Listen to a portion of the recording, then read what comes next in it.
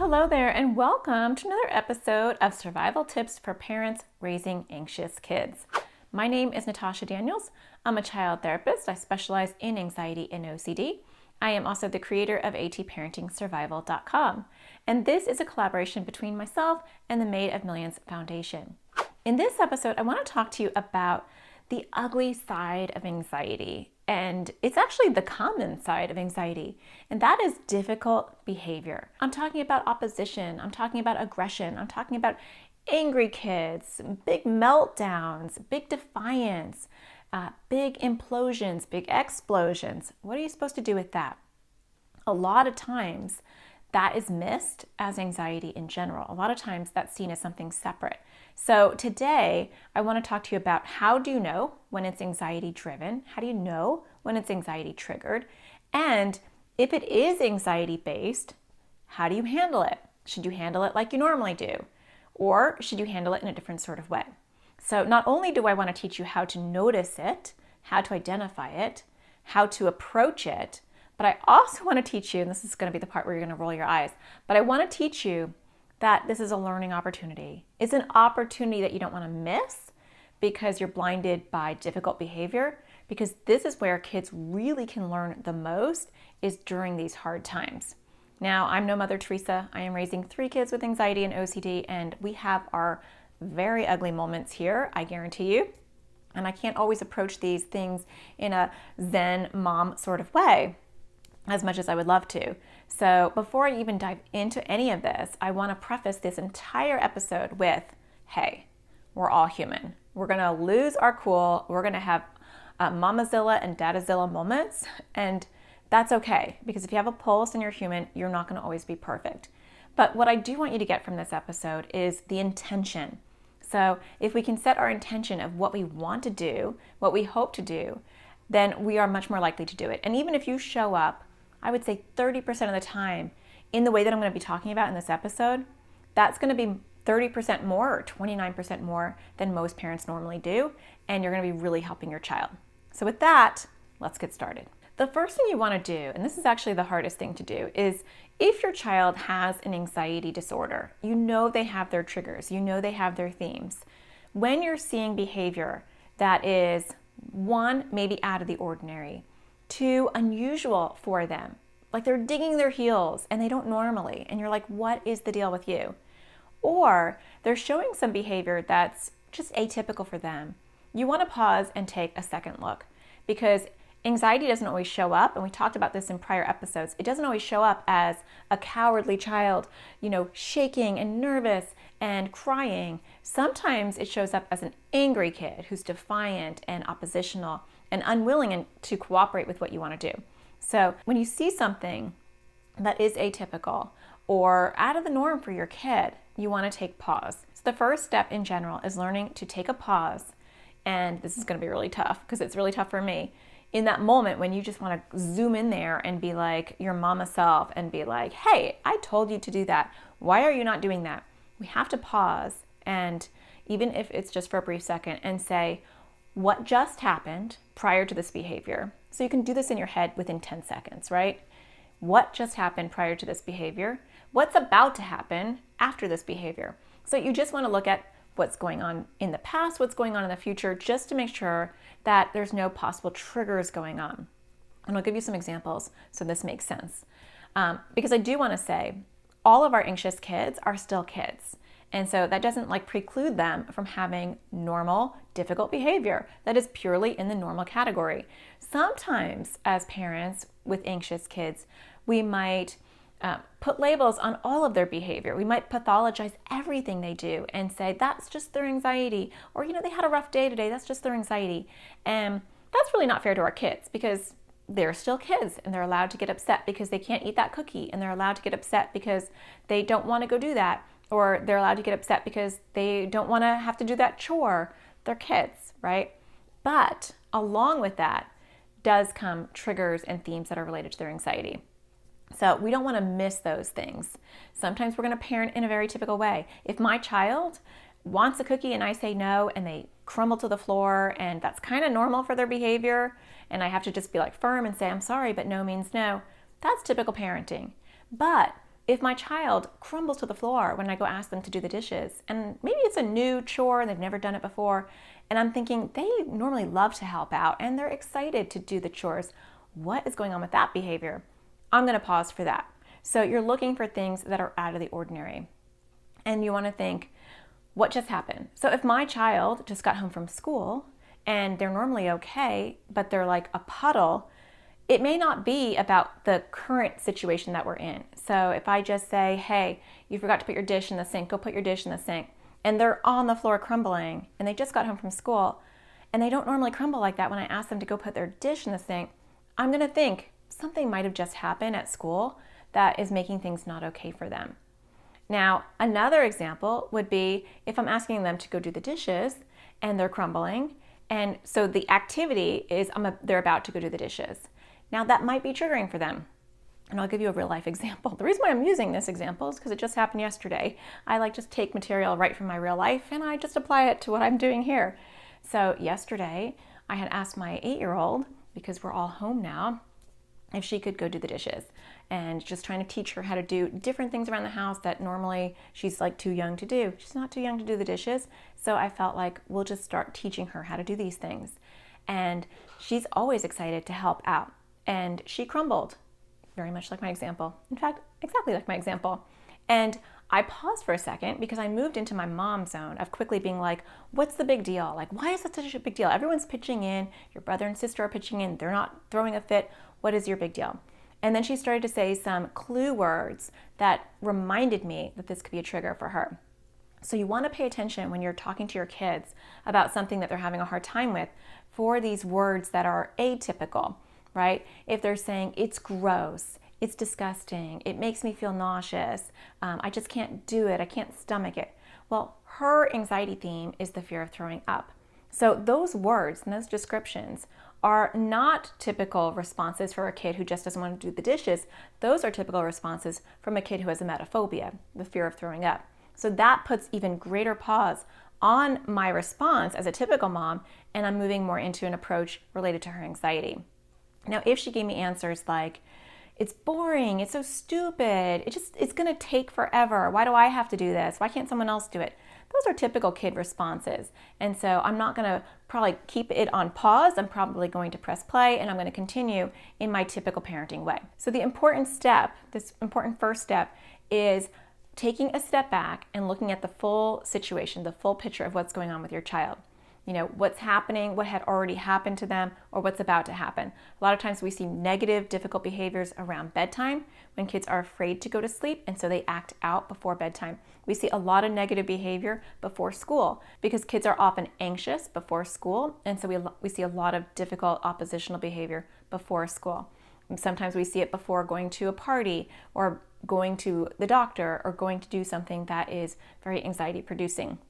And also, we might see it after they've done something really exhausting and anxiety producing, and we're getting the remnants of all that adrenaline, and they're just going to be difficult. So, step 1 is look for the origin and press the pause button. Step 2 is don't be squirreled. So, our kids are very good at squirreling us. And what I mean by that is sometimes if I don't want to do something, let's say I don't want to go to bed, that's a very common one. Almost every anxious kid I've ever met has had a hard time going to sleep, falling asleep, staying asleep at one point in their life. And if they don't have it now, they might have it later because that's just so predominant among anxious kids. And a lot of times we see acting out behavior before bedtime. So if I'm an anxious kid and I'm afraid to go to sleep by myself, or I'm afraid that you might fall asleep before me, and so I'm worried, are you going to bed right now? Where are you going to be in the house when I go to sleep? I might start to act out. And a lot of times I'm trying to squirrel you. So it's not intentional most of the time. It's not manipulative, but it's just if I can just deflect and get you going on something else, it's going to be so much better. So I might just be very oppositional. I might start an argument with you. I might start some chaos in the house. And the important thing for you as the parent is to not be squirreled. So when you address the negative behavior, you have been squirreled. So if we're a typical parent and we're dealing with typical behavior, we're going to address the behavior. But what I want to teach you today in this episode is to not be squirreled and to, instead of addressing the negative behavior that's in front of you, address the anxiety that is behind it, because that's the part that, one, some kids don't want to deal with, and two, that's really at the core of this. So if I can turn off that gas line so that I can minimize the fire, that's going to be much more effective than pouring water on a fire that the gas line is still hooked to. Does that make sense? So if my child is being rude and calling me names or doing something obnoxious, I'm going to say, I know bedtime is hard for you. I'm going to just call it out. I know bedtime is hard for you. Let's say in the morning, my daughter doesn't want to go to school, and I know she has school anxiety, and she's starting to say, school is so stupid, it's so boring, I'm not going to put my shoes on, you can't make me, right? If I get into a power struggle with her and I say, you better, young lady, you better put your shoes on, or I'm going to just pick you up and take you into that car, I have not helped her anxiety. I have not taught her how to develop coping mechanisms, and she squirreled me because she's combative and she would love to get rid of all that adrenaline, and I gave her a perfect place to put it on, me. We don't want that, right? So instead, if she starts to say stuff like, you can't make me, you're not going to have me put my shoes on, I'm not going to do it, then I might say something that's going to seem totally counterintuitive, and I might say, I know going to school is hard for you. That just puts a big stop on the entire conflict because you're not putting fuel to the fire. And so you might have a kid who will come back and be like, no, I just think everything is stupid. I think you're stupid. And you just ignore all that squirrely comments and you address the issue. You know, I know that school's scary for you. I know that you're afraid that you might blah, blah, blah. Fill in the blanks and fill in the environment. It may not be school. It might be bedtime. It might be some other time. It might be homework time. But you want to try to connect the dots for your child. Now, sometimes you may not know those dots, and so you have to play detective and pay attention and look for patterns. You know, it's funny, every single time we go to swim class, I see negative behavior before swim class. Or it's interesting, every time she has to FaceTime her friends, she's really obnoxious to us beforehand. Or every time she has to do the dishes, we get a huge pushback and we get a lot of behavior. Just look for those patterns so that you can start to call them out and you can start to help your child connect the dots between their anxiety and that aggressive oppositional behavior. A lot of kids are not even aware that they have that. And so it's our job to connect those dots so that we can help them realize that all this attitude is actually fear in disguise. So after you have put the pause on it and played detective and figured out what's going on, and after you have avoided being squirreled and you've addressed the anxiety behind the behavior, the third thing is to try to offer some solutions. And so this is the learning opportunity I was talking about. When we move right into discipline and we move into our typical, possibly parenting approach, where we say, you know, if you don't do it, young lady, you know, you're gonna say goodbye to your electronics because they're gonna be a distant relative. You're never gonna see them again, right? That's not gonna help because their anxiety is what's creating the behavior. And so that's not the solution. We actually want to teach them how to self-regulate. We want to teach them how to move towards their fears without getting oppositional. So I'll give you an example. We'll go back to the dishes again because that just happened. So yesterday, when we were having problems with the dishes and she was getting more and more and more oppositional, eventually I pressed the pause button. It actually took me a little while because I was getting revved up in my mama mode where I was like, everybody's doing it, you need to do it. And it wasn't until she started to say all those words that were making me realize, oh, there's a bigger issue going on. And so once I pressed that pause button, I wasn't going to be squirreled anymore. So with my daughter, and you have to find your child's love language for her, and it's different for each kid. She loves hugs. And some kids, this would not be a good thing at all. But for her, and it feels very counterintuitive because the last thing I want to do is hug her when she's being feisty. But I said, come here. And I hugged her. And I said, you're not okay. What's the hardest part about doing the dishes? And she said, it's just gross. I'm afraid that it's going to make me feel nauseous, which is her core fear. Now, if she was pulling a core fear out of her bottom that was not related to anything, I wouldn't be squirrel on that. But because she was speaking the language of her fears, you know, I gave it pause. And then I said, well, you know, everybody's doing chores today. Everyone is pitching in. And yes, I get that that's very scary for you. I understand that that makes you feel nauseous. And in the future, we are going to work towards that, right? Because we need to do exposures where we do things that are hard so that we can get you to a place where you can do things like that. But that's not a chore. That would be an actual exposure. And I'm talking about ERP, exposure response prevention, which is something we're not going into right now, but that's a type of therapy approach that I take for kids with anxiety and OCD. So I said to her, everybody has to pitch in. So what can you do to pitch in? If you're not going to do the dishes, what can you do? And she said, I'll do the laundry. And I said, the laundry is actually harder because it's going to take you a lot longer. She said, I'll do the laundry. And so she did. And then she did have an attitude about doing the laundry about 15 minutes later. But at that point, that was typical kid behavior. I don't want to do it. It's so boring. It's so long. And at that point, I went into my typical mama mode and I said, I'm sorry, but we all have to pitch in and you don't have to do it, but then you can't be on your iPad the rest of the night. That'll be your choice. And so she continued to do it. That was two different things. One was purely anxiety-based and the other one was kid-based. So you have to get kind of good at assessing which one is which, and that may take some time. So be patient. But you want to help problem solve with your child.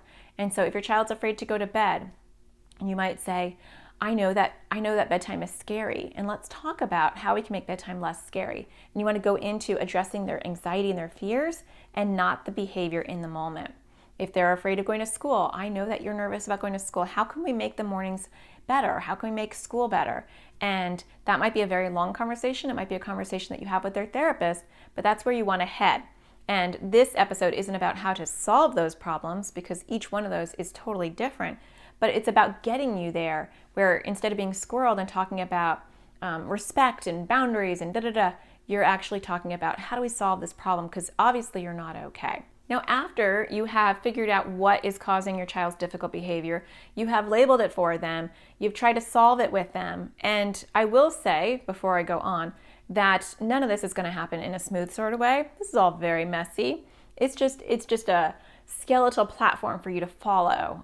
Your kids will still be difficult, and you don't want to gauge if any of the approaches I'm talking about are effective based on your child's responses. A lot of times parents will say, that didn't work. And I'll say, how do you know that didn't work? Well, because he was still angry.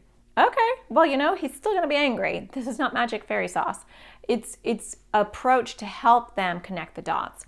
And so don't base the success of approaching it this way on whether my child just loved me and calmed down instantly.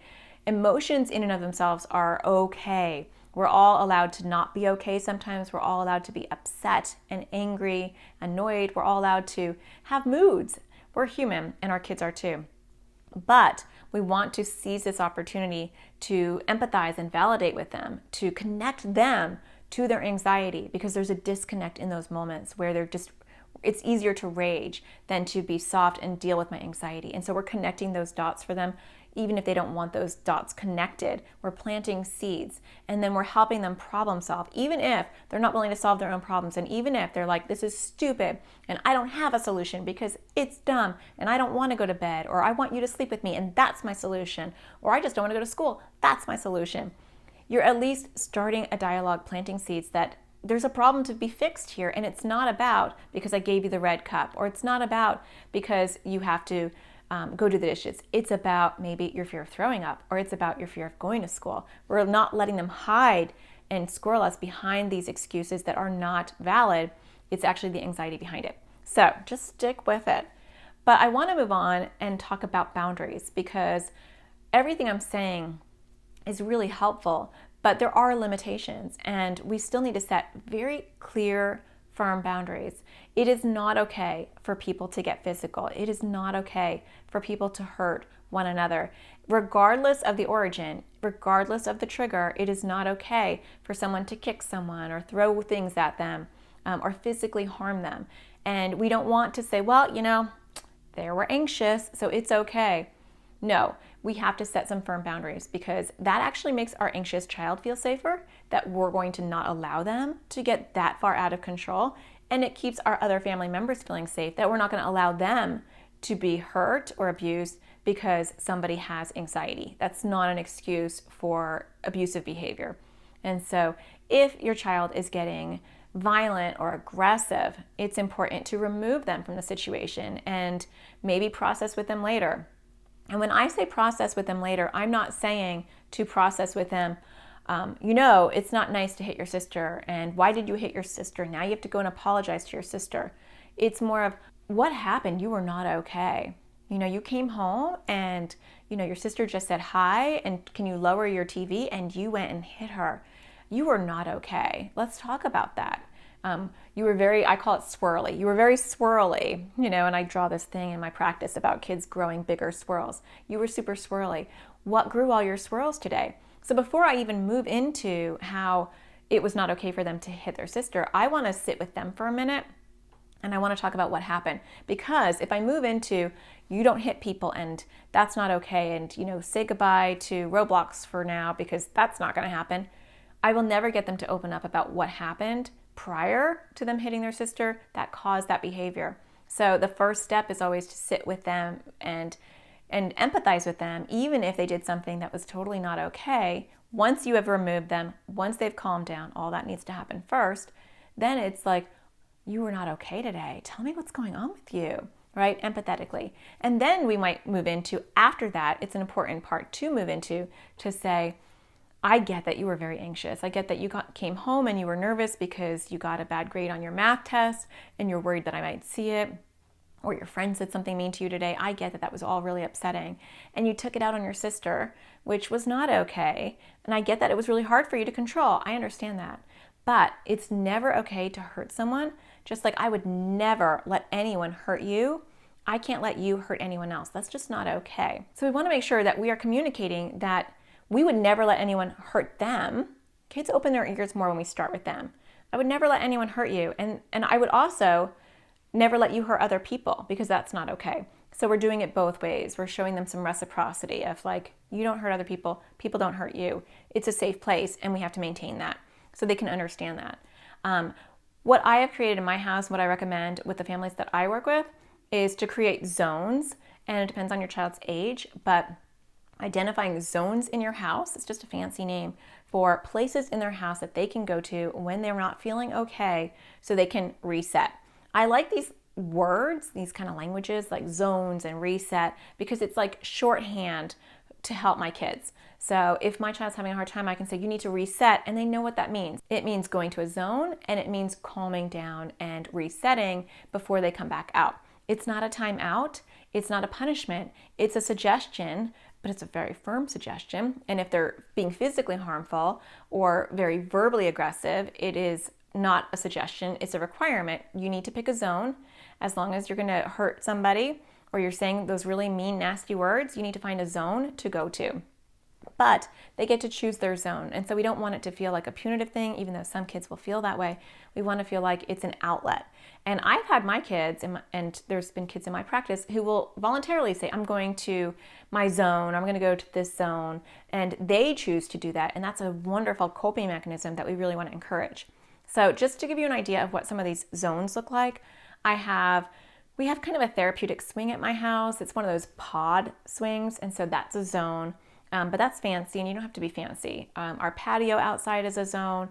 I have a huge beanbag because I have a lot of sensory kids, and so that's a zone, just sitting in the beanbag. Definitely their rooms can be a zone. This office here at home is a zone because it's my space. My kids like to be in my space. My bedroom, because that's kind of a treat, is a zone.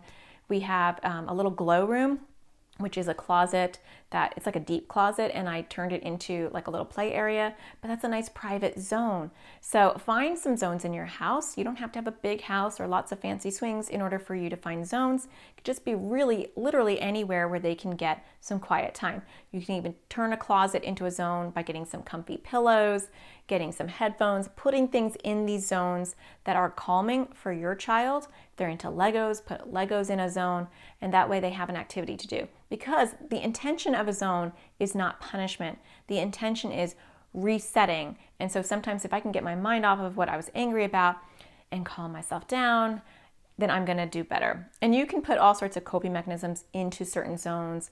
I like those calm down jars, are pretty cool. We have a lot of fidget stuff at my house. My kids like a lot of squishies and things that give them input. So you can put those things in those zones.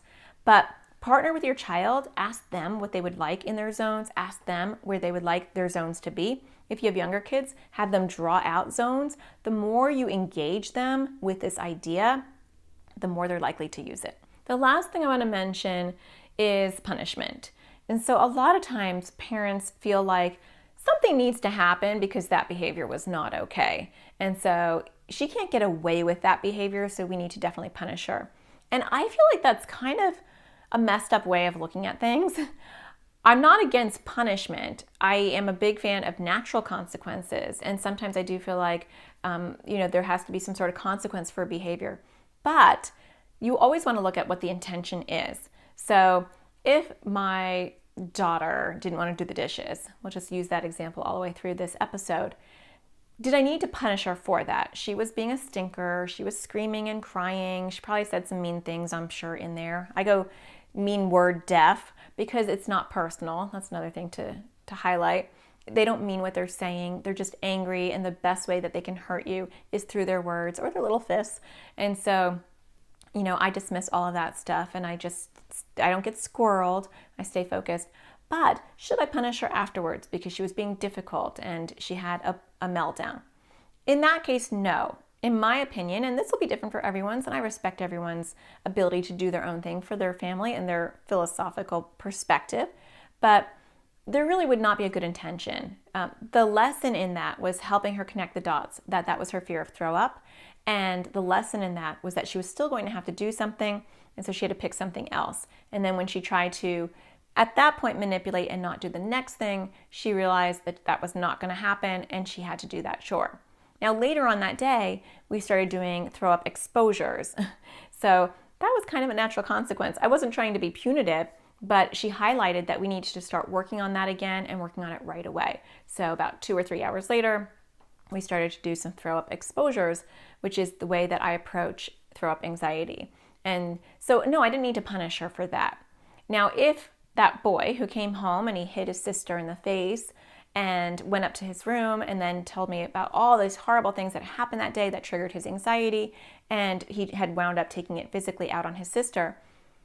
If I took away his computer for the night, did that help him at all? Is he going to learn anything from that? Not really, because he reacted in a dysregulated sort of way because he was so filled up that he couldn't control himself. So to me, a more effective way to approach that would be, it's never okay to hit your sister. And so, one, I'd want him to come up with an idea of what can you do next time? When you're feeling that swirly, what can you do next time so you don't go and throw up your swirls on everybody around you? What can you do? I'd want him to come up with a plan. Maybe I'd have him write it down. And then I'd say, and you really hurt your sister, and that was really not okay. I mean, she was just sitting there trying to be nice to you, and she doesn't know why you hit her. What can you do to make that relationship okay? And so he's going to come up with a plan.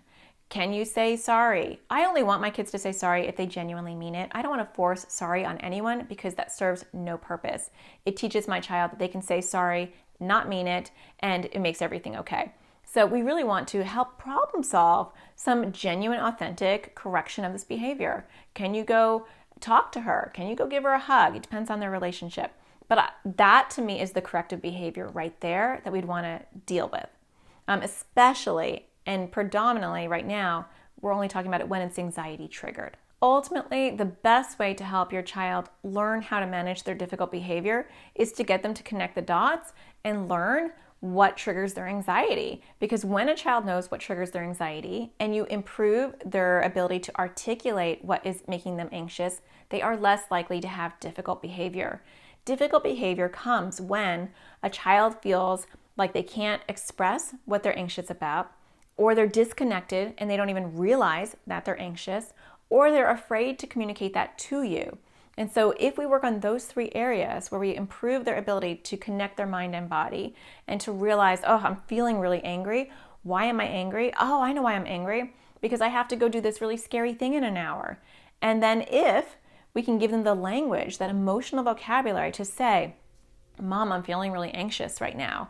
And I have a good vocabulary to say I'm nervous or anxious or feeling jittery. I have some language to communicate that with my parent. That's going to help. And lastly, I have trust with you. So I know that if I say to you, Mom, I'm feeling really nervous, you're going to hear me. You're not going to minimize it and say, well, honey, we all have to do scary things. Or what's the big deal? You're going to be fine. A lot of times we say those things because we're trying to be caring, but in reality, we're shutting communication down. So if we work on those 3 areas, we actually are working on difficult behavior because those will prevent that difficult behavior from happening. But kids are kids and they're going to have difficult behavior. And when they do, You get to highlight those 3 things. You get to improve their ability to connect their mind and body. You get to improve their vocabulary by connecting it for them. I know you're feeling anxious, and you get to improve their trust because you got them before they even got themselves sometimes. And they're like, I was worried about that. I guess that is why I'm feeling this bad. And there's a lot of trust that comes with that you got that, sometimes even before themselves. So I hope that you found that helpful, and I will be back again for the next episode to talk about another survival tip to make your life easier raising a child with anxiety. Take care.